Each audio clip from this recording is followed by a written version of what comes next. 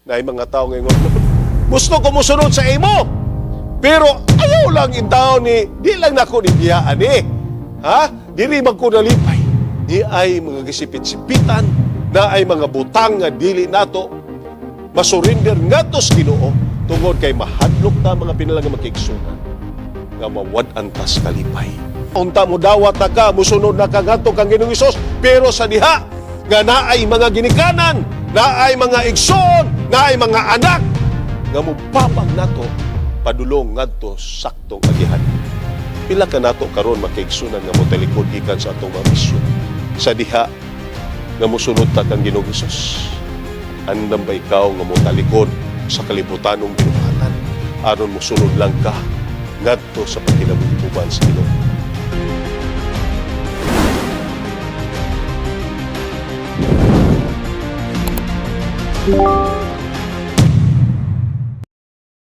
Mayong gabi kaninyong tanan mga kaigsunan, Luzon, Visayas ug Mindanao, sa atong mga pinalangga mga kaigsunan o labaw na sa atong mga higala nga kanunay gyud nakig-uban kanato. Karong gabi atong isgutan ang usa ka topiko nga mahinungdanon, living to follow Christ, ang pagkinabuhi sunod diha kang Kristo.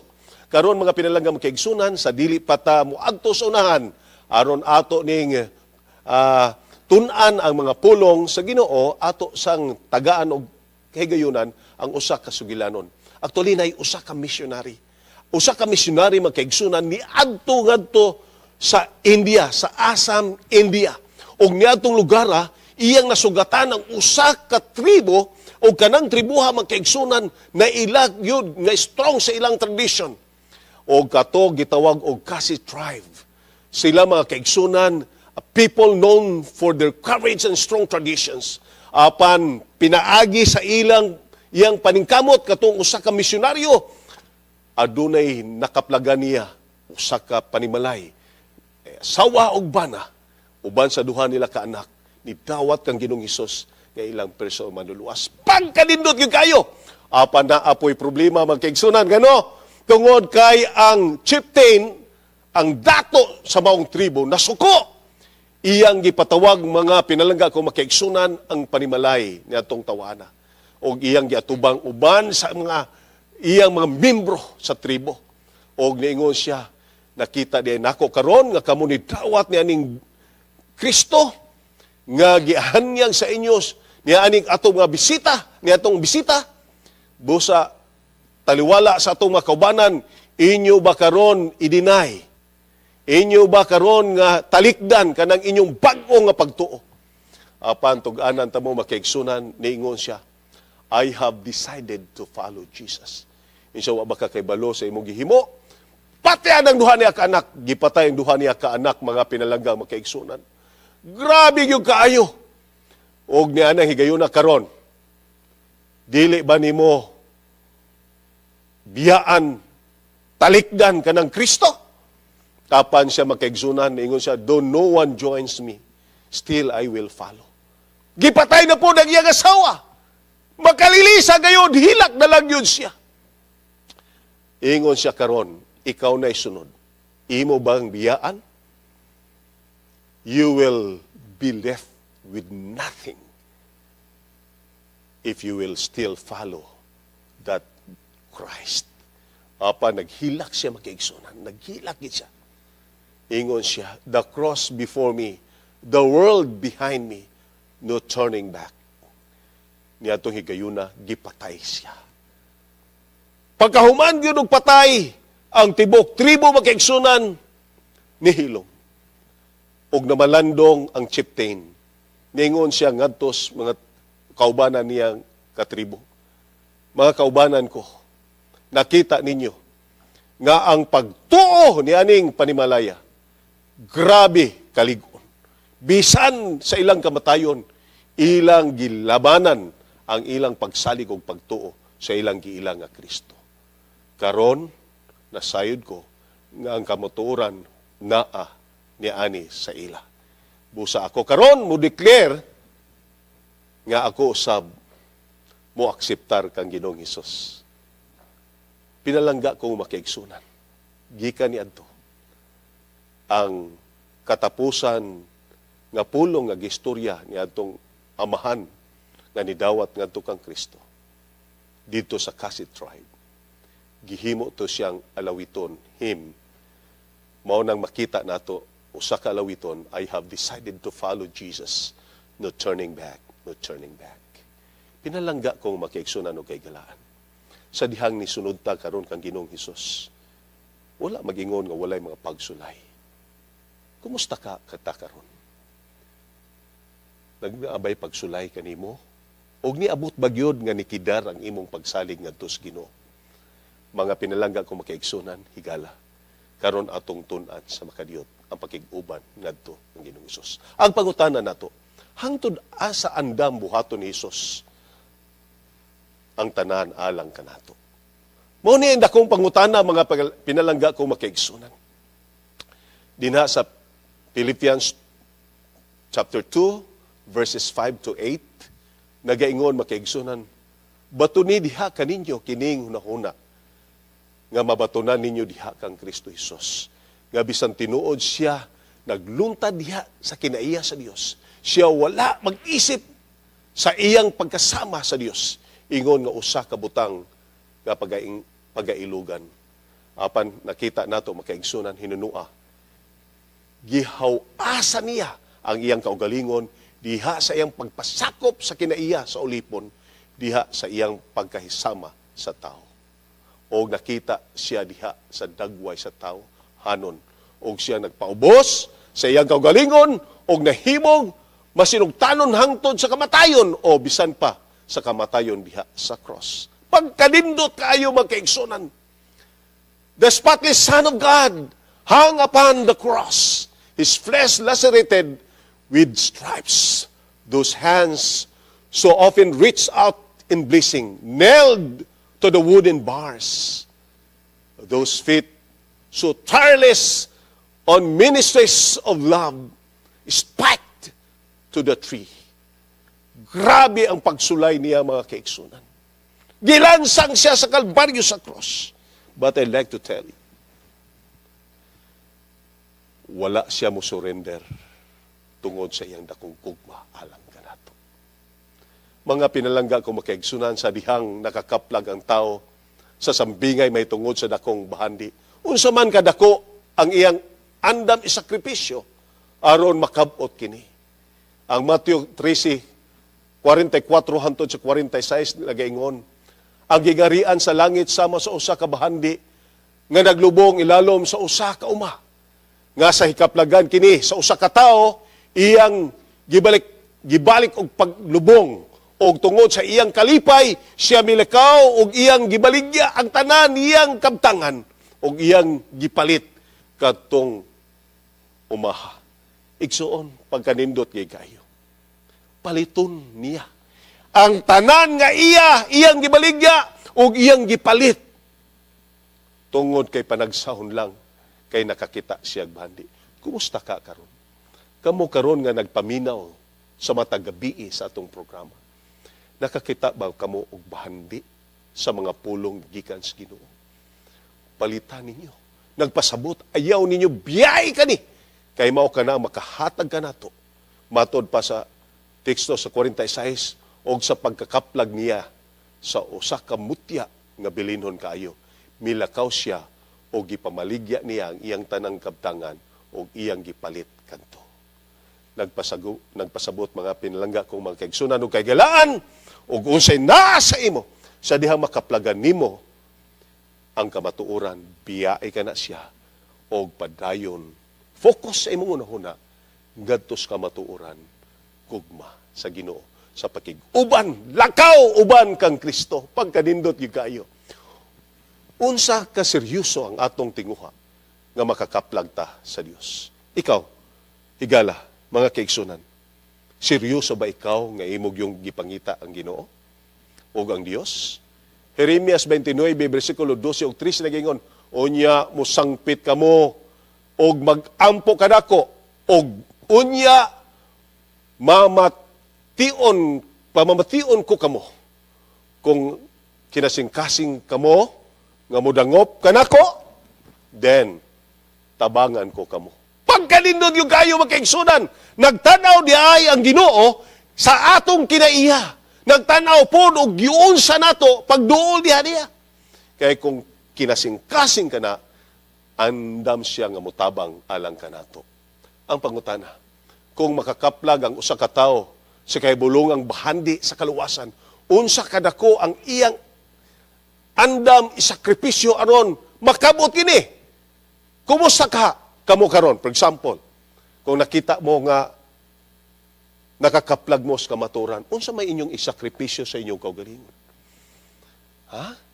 Kung nakakaplag ka nga ingon ani diha ay ang planos Ginoo sa imong kinabuhi, imo andam ba ikaw nga ihatag ang tanan, talikdan ang tanan tungod lang sa gugmas Ginoo?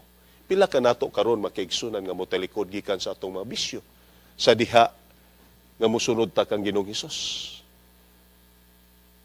Andam ba ikaw nga motalikod sa kalibutanong binuhatan aron mosunod lang ka ngadto sa pagkinabuhi uban sa Ginoo?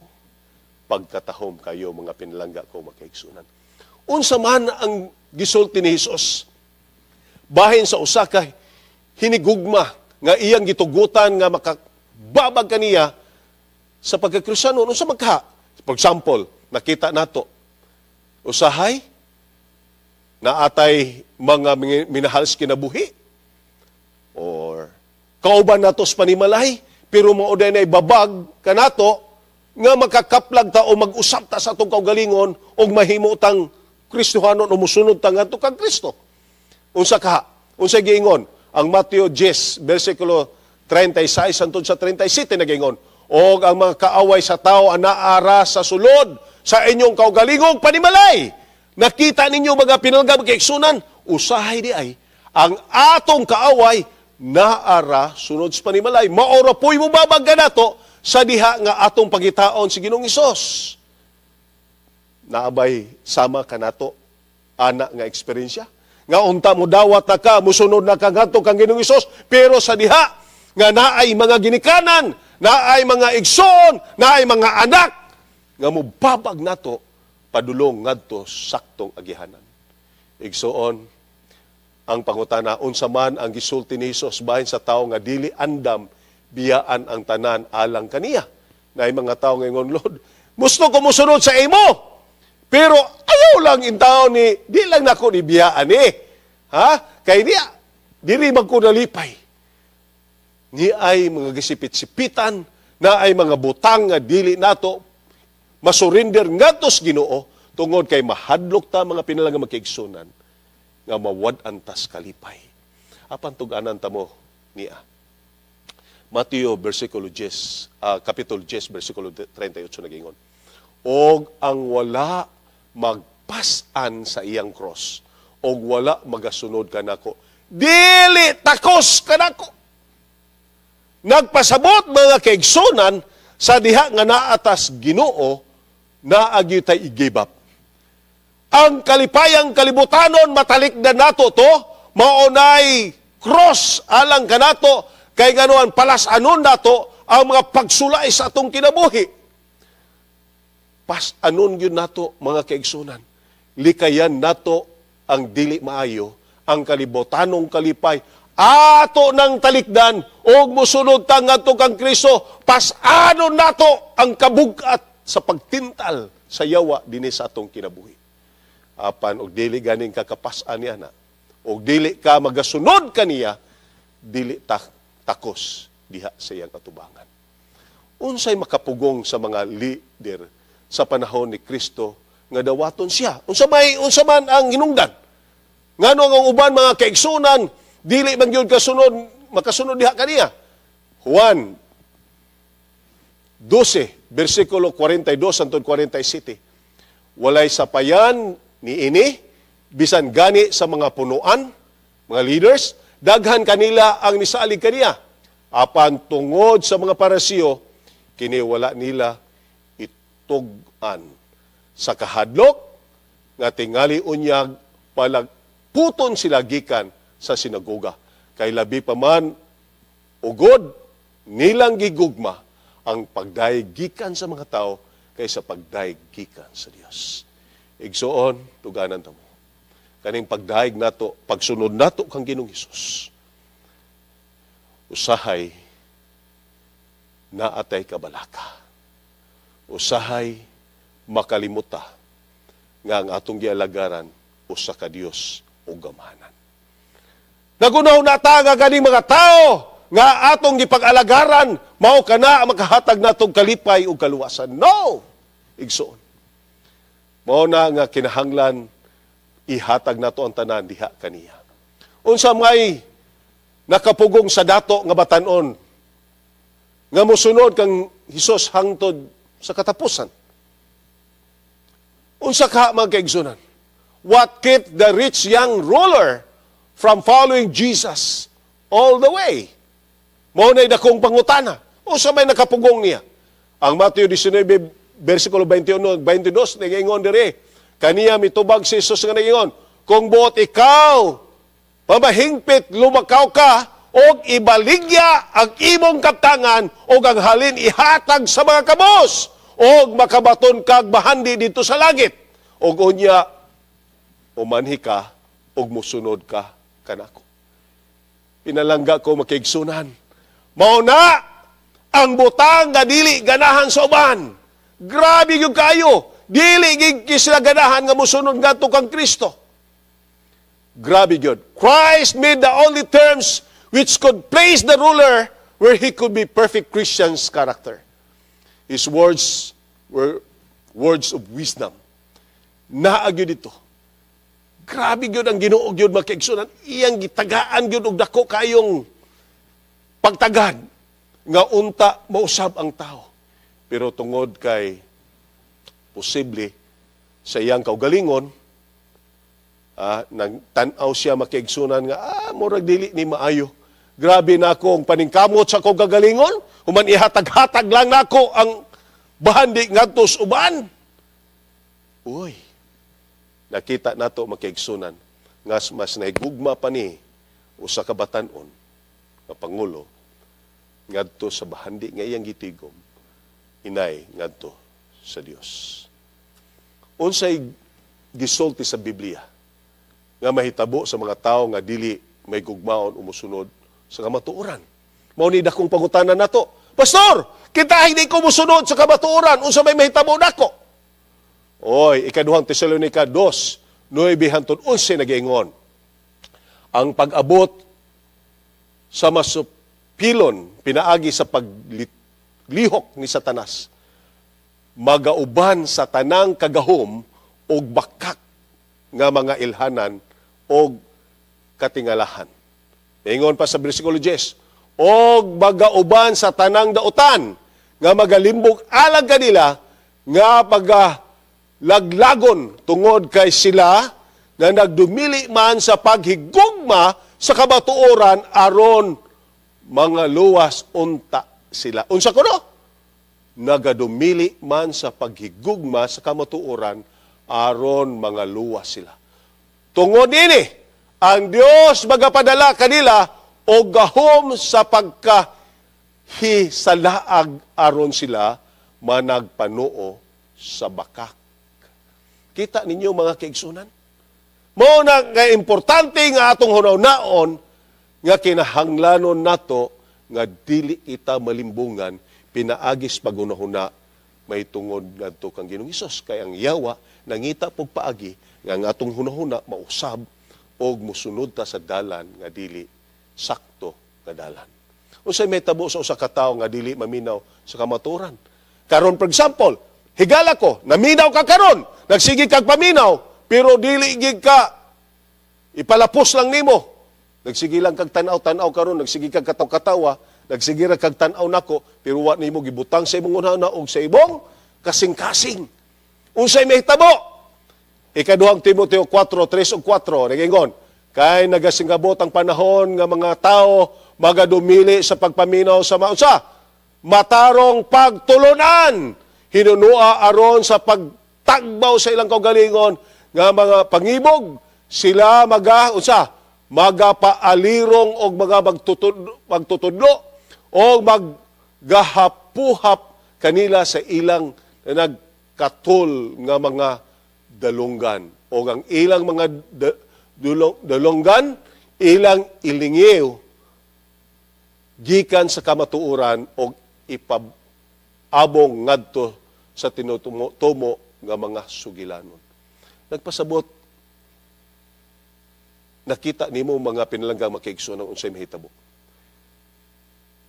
Nakita nyo nimo nga dili sila andam sa pagpaminaw sa matarong nga pagtulunan o ilang ilihiw, ilang ilikay ang ilang kaugalingon sa pagpaminaw sa pulong. Na may uban karon nga inig-abli galing sa YouTube, inig-abli nila nga ako ilang nakita karon. Posible uban kaninyo nga inyong palungon tungod kay dili mo ganahan maminaw sa pulong. Apan tug-anan ta mo makiigsunan nga kani importante usa kani ka opportunity alang kaninyo sa pagpaminaw sa kamatuoran. Kay wala mo kay balong nga kani usa ka bulawan mao kani siya ang gahom sa kaluwasan diha nga ikaw malikay gikan sa pagpakasala. Unsang klase sa pagsimba ang resulta sa pagsunod sa mga tradisyon o doktrina sa tao? Tanawan ninyo.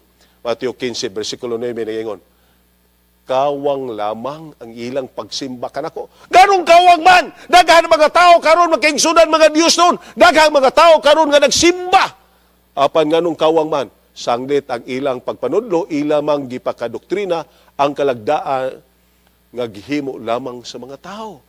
Naay mga doktrina magkaigsunan nga dili nimo mabasa sa Biblia apan tugod kay gihimo sa tao mao po'y gisunod sa mga tao apan tug-anan ta mo karon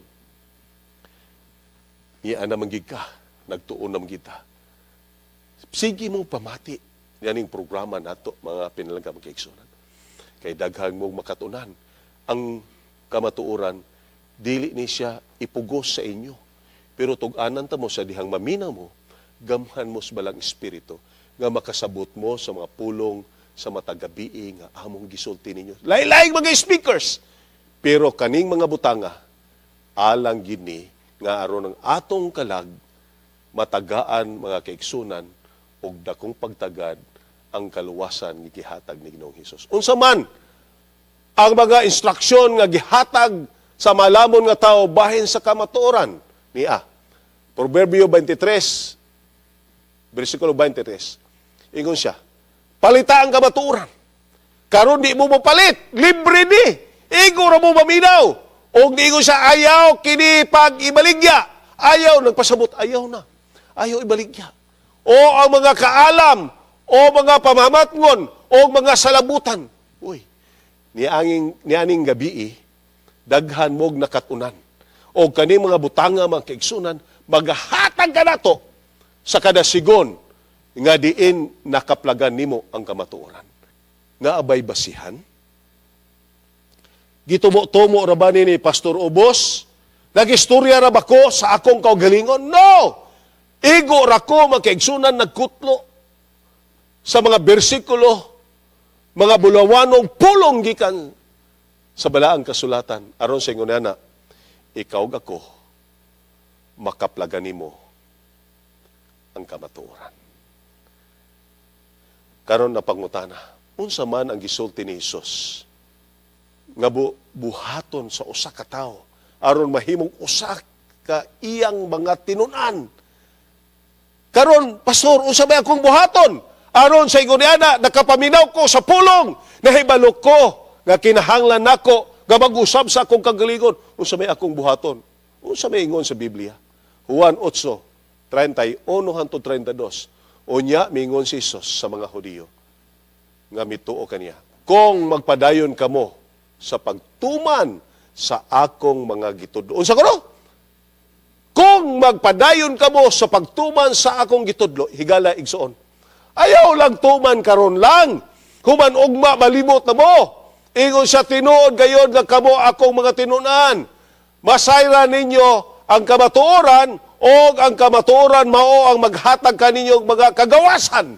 Pagkanindot kayo. Sa diha ganaa ang kamatuoran, makita nimo nga ikaw mismo magbalipayon ka tungod kay nawala na nimo ang imong mga daotang binuhatan. Mahimo lang kang gawas nun, makaigsunan, sa diha nga imong akseptaron si Ginoong Hesus. Nga imong personal luluwas. O biyaan ang tanan, biyaan, talikdan, dili kay biyaan totoo, kuhaon na po nimong balik. No, ayaw na! Kinahanglan nga imo na siyang batunan. Nga sa dihang imo ng talikdan, ayaw na gyud baliki. Kay kung balikan nimo, basig ni na pong kakabalik ang Ginoong Hesus. Daghang mga tao karon nangamatay nga sa una ilang gidawat si Ginoong Hesus, pero karon igsuon higala. Nakaplagan nato nga wala na sila nato kang Ginoong Hesus. Namatay sila. Nga napriso sila gikan sa pagpakasala. Kumusta ka ikaw karon? Imo bang gibati karon nga imong dawaton sa Ginoong Hesus ka manluluwas? Pagbag-o igsuon. Pangutana, unsa man ang atong andam buhaton alang kang Hesus? Unsa may akong Ginoo? Unsa may akong kuan? Unsa may akong buhaton? Ha? Kami karon nga modawat kanimo unsa may angay namong buhaton? O kami nga gusto mag-usab unsa may angay namong buhaton? Lucas 9 bersikulo 23 nagingon. Unya mingon si Hesus sa tanan, kung may tao nga buot mosunod kanako, dili niya palabihon ang iyang kaugalingon. Uy, nganong nisulti man si Ginoong Hesus? Tungod mga kaigsunan, niya aning katapusan nga mga adlaw, usahay ang gana sa atong kaugalingon. Grabe yun. Ang pagpakasala, mao'y lami buhaton sa tao. Mao nang ningon siya, dili niya palabihon ang iyang kaugalingon. Kung dili mo sunod siya kanako, adlaw-adlaw bisan pa kung kamatayon ang iyang dangatan. Kita ninyo makigsunan, nganuman.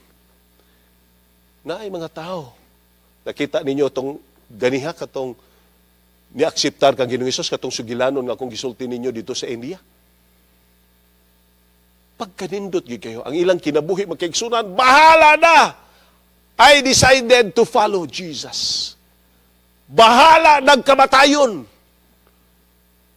Grabe yun makigsunan.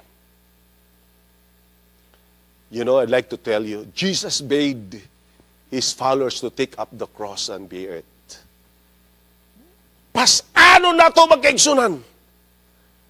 Grabe yun, kinahanglan nga atong pasanon. Dili gyud pwede makigsunan nga atong dili pasanon. Kay kung ibilin nimo, maulagi na basig mabalikan nimo.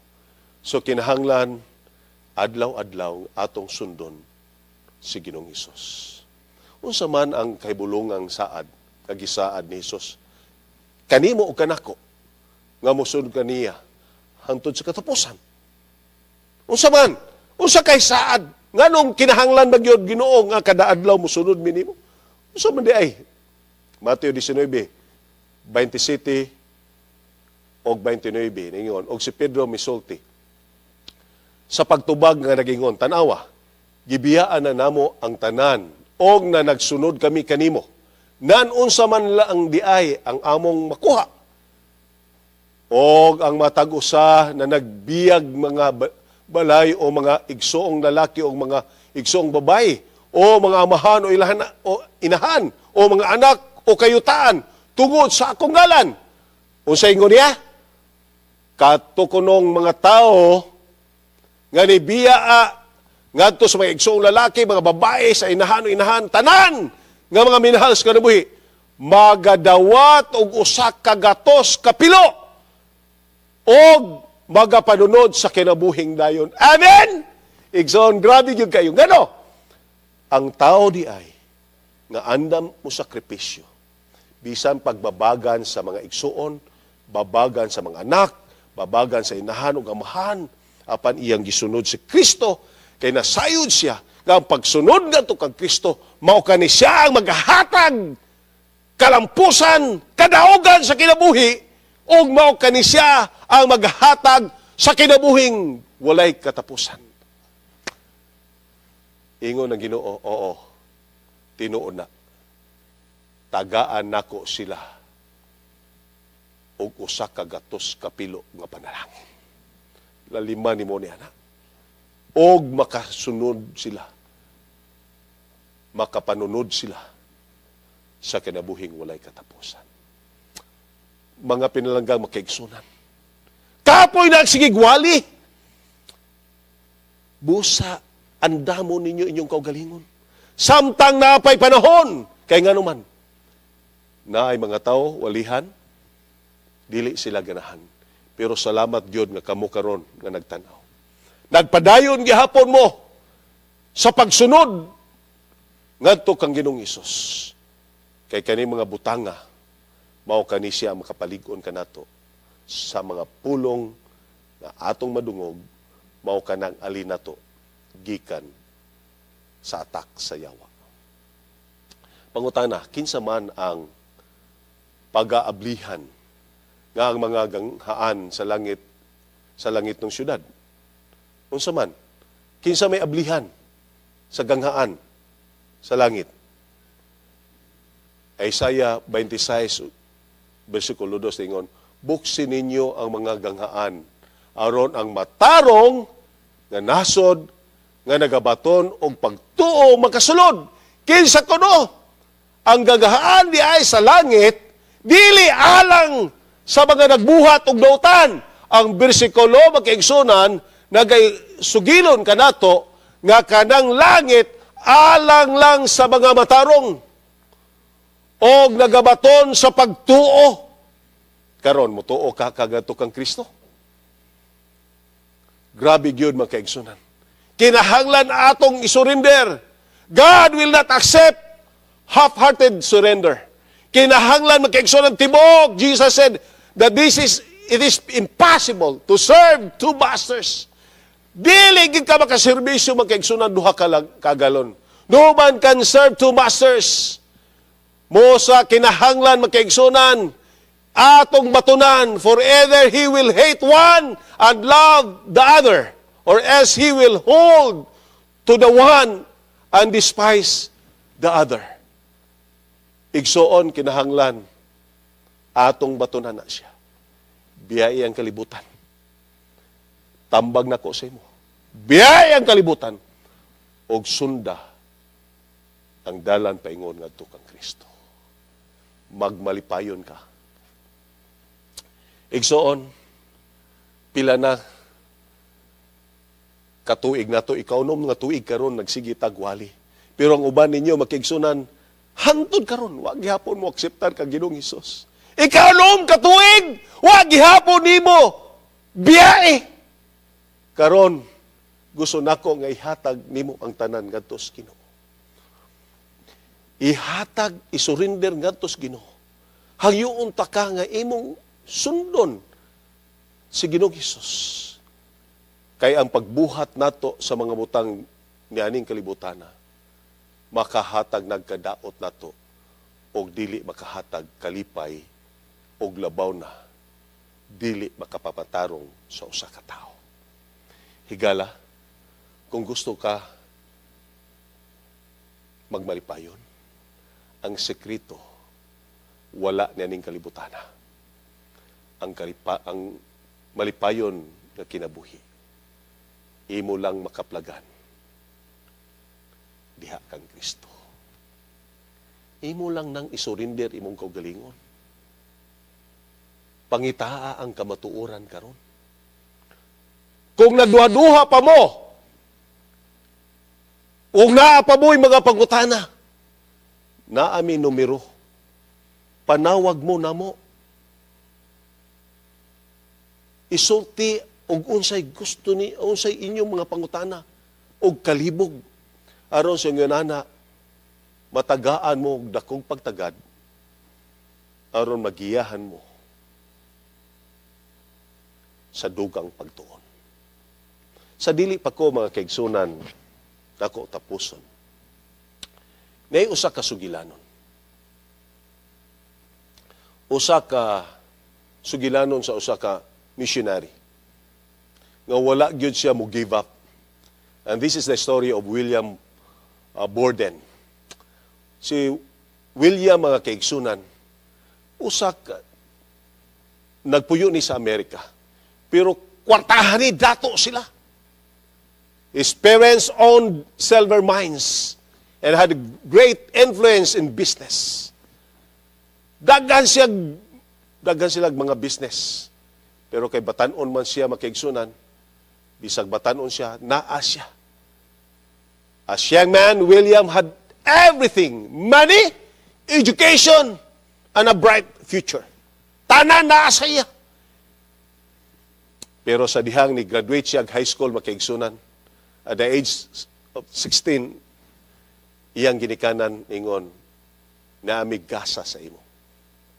Kung sa iyang gasa makaigsunan, gift niya, trip around the world. Suroy siya sa tibuok kalibutan. Wow! Kanindot. Nakasuroy na ba mo makaigsunan? Luoy taon. Kita yung taon na niarata diri. Niarata sa Pilipinas. May ganing nakasuroy tas tibuok Pilipinas. Usahay narata sa atong sityo, narata sa atong baryo. Luoy in taon, pero kaning tawhana, suroy siya tungod kay iyang ginikanan, kwartahan.